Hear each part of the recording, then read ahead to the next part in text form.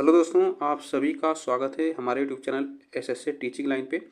देखिएगा दोस्तों, इसमें हम लोग यूपी टेट के सिलेबस और एग्ज़ाम पैटर्न के बारे में और कैसे तैयारी करें इसके बारे में हम लोग यहाँ पे जानकारियाँ देखेंगे। तो यह आप लोग ध्यान से देखिएगा, जो कि ऐसे सिलेबस और पैटर्न के बारे में जानना ज़रूरी होता है।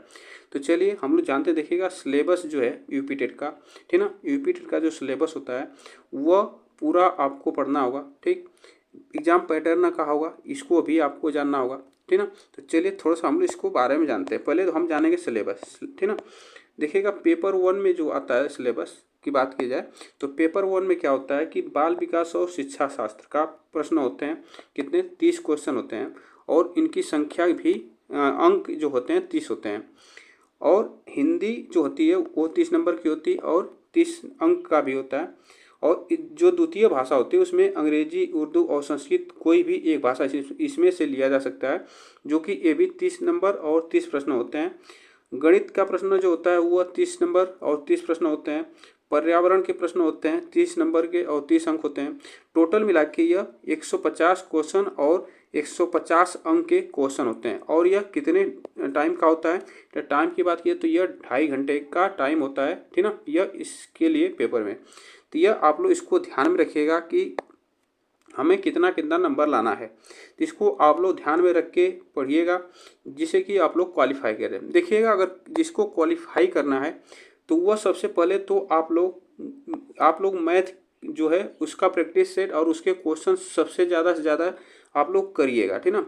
जिससे जितने प्रैक्टिस हो सके उससे आप लोग ज़्यादा से ज़्यादा क्वेश्चन करिएगा, जिससे कि आपको बढ़ा सकता है मैथ आगे, ठीक ना। मैथ आगे बढ़ा सकता है और मैथ पीछे भी कर सकता है। तो आप लोग ज़्यादा से ज़्यादा मैथ पर ध्यान दीजिएगा। और ये सब भी आपको पढ़ना पड़ेगा, लेकिन आपको थोड़ा सा टाइम मैथ पे देना पड़ेगा। तो मैथ को ध्यान में रखते हुए आप लोग तैयारी करिएगा, ठीक ना। मैथ पर ज़्यादा ध्यान दें। उसके बाद आता है हमारा यूपी टेट पेपर सेकेंड, ठीक ना। यूपी टेट जो पेपर सेकेंड है उसका क्या सिलेबस होता है? तो देखिएगा, उसका जो सिलेबस होता है बाल विकास और शिक्षा शास्त्र जो अनिवार्य होता है, यह वो होता है उस पेपर में, जो कि 30 नंबर और 30 अंक के होते हैं। हिंदी भाषा होती है 30 नंबर के। इसमें से अंग्रेजी, उर्दू और संस्कृत भाषा में से कोई एक होती है 30 नंबर और 30 नंबर के। उसके बाद जो हमारा होता है मैथ और साइंस में से आपको या सामाजिक अध्ययन कोई लेता है, एसएसटी लेता है, या तो साइंस कोई लेता है। तो इसमें देखिएगा ये दोनों मिलाकर 60 क्वेश्चन आते हैं, ठीक ना। यह एसएसटी का जो क्वेश्चन होगा वो भी 60 हो गए। तो ये दोनों मिलाकर देखिएगा, जो इसमें हमारा मैथ और विज्ञान का जो प्रश्न होंगे यह दोनों मिलाकर 60 क्वेश्चन हो गए, ठीक ना। और एसएसटी अगर कोई लिया है तो उसमें भी 60 क्वेश्चन हो गए। यह आप लोग इतनी बात याद रखना। तो इसलिए आप इसमें जो प्रश्नों की संख्या होती है 150 हो जाएगी और 150 नंबर की ये भी हो जाएगा। और इसमें भी टाइम कितनी होगी? 2.5 घंटे की टाइम होगी। और इसका भी आपको ध्यान रखते हुए, अगर कोई साइंस ले रहा है तो उसमें आपको 60 नंबर की ये आप लोग याद रखना। यह जो 60 नंबर है यहाँ से साइंस और विज्ञान से, और जो एसएसटी वाले होंगे एसएसटी से ला सकते हैं।